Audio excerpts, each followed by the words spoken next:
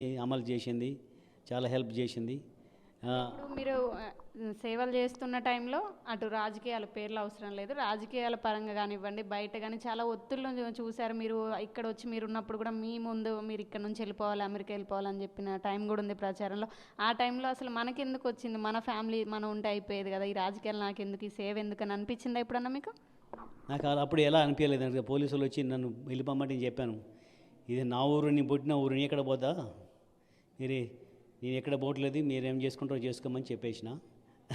ఇక్కడ కూర్చుంటారు, ఇక్కడ ఈ రూమ్లో ఈ చైర్లో కూర్చొని మాట్లాడి చెప్పిన పోలీస్ ఆఫీసర్ వచ్చి వాళ్ళు చాలా మంచిగా విన్నారు, ఏమనలేదు. నాకేం బాధ అనిపించలేదు. ఎందుకంటే మన ఊర్లో మనం తప్పు చేస్తే బాధపడాలి, మనం తప్పు చేయనప్పుడు మనకి బాధపడాలి. ఇది మన ఊరు, మీ అంతా ఎంతో ప్రేమ చూపించారు. నాకు ఎప్పటి నుంచో ప్రేమ చూపిస్తున్నారు. 95 వచ్చిన రోజు 95లో నేను ఊరికి వచ్చి బోర్ వెలేషన్ తర్వాత స్కూల్ కట్టిన తర్వాత ఎంతో ప్రేమ చూపించాను, ఎంతో దానికి ఎంతో రుణపడి ఉన్న మన పాలకుర్తి ప్రజలకు. ఇంకా ముందు ఇంకా చాలా చేయాలని చాలా కోరికగా ఉంది. ముఖ్యంగా ఇంతమంది మన ప్రాజెక్టు జనాభా అంతా కలిసి కట్టుగా పనిచేసి ఎర్రబల్లి దయాకరావు గారు అటువంటి మనిషిని ఓడించారంటే వాళ్ళు ఎంత శక్తి ఉందో అని గుర్తించిన. ఇప్పుడు అదే శక్తిని మన ఊరు బాగు చేయాలి, మన వాడ బాగు చేసుకోవాలి, మన ఊర్లన్నీ బాగు చేయాలి, మన కాన్స్టిట్యుయెన్సీ ఎంత బాగు చేయాలని నాకు చాలా ధైర్యం వచ్చింది. వాళ్ళ సహకారం ఉన్న రోజులు ఎన్నో పనులు, ఎన్నో సమస్యలు తీర్చగలనే ధైర్యం నాకు చాలా వచ్చింది.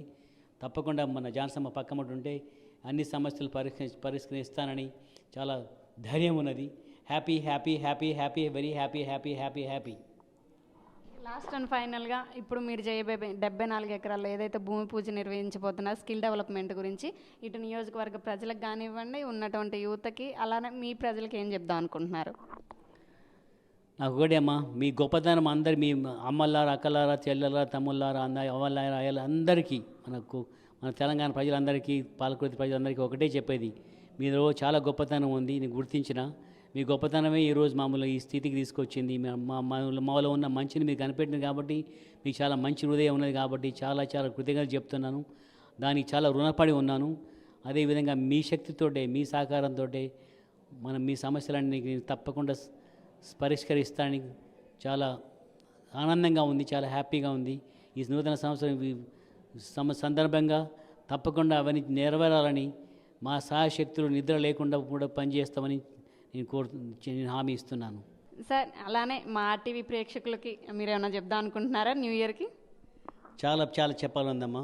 ముఖ్యంగా మీ అందరు కలిసి మాట్లాడినప్పుడు, మీ అందరితో నేను కలిసి ఉన్నప్పుడు నాకు ఒకటే గుర్తొస్తుంది.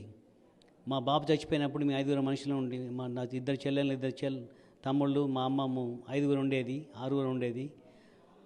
అదే 6 ఇప్పుడు 5 లక్షల మంది అయిపోయినరు. నాకు పడుకున్నా, నిద్రపోయినా, ఎప్పుడైనా మీ సమస్యలే, మీ కష్టాలే, మీ సంతోషాలు నాకు గుర్తొస్తున్నాయి. అది నాకు చాలా చాలా ఆనందంగా ఉంది.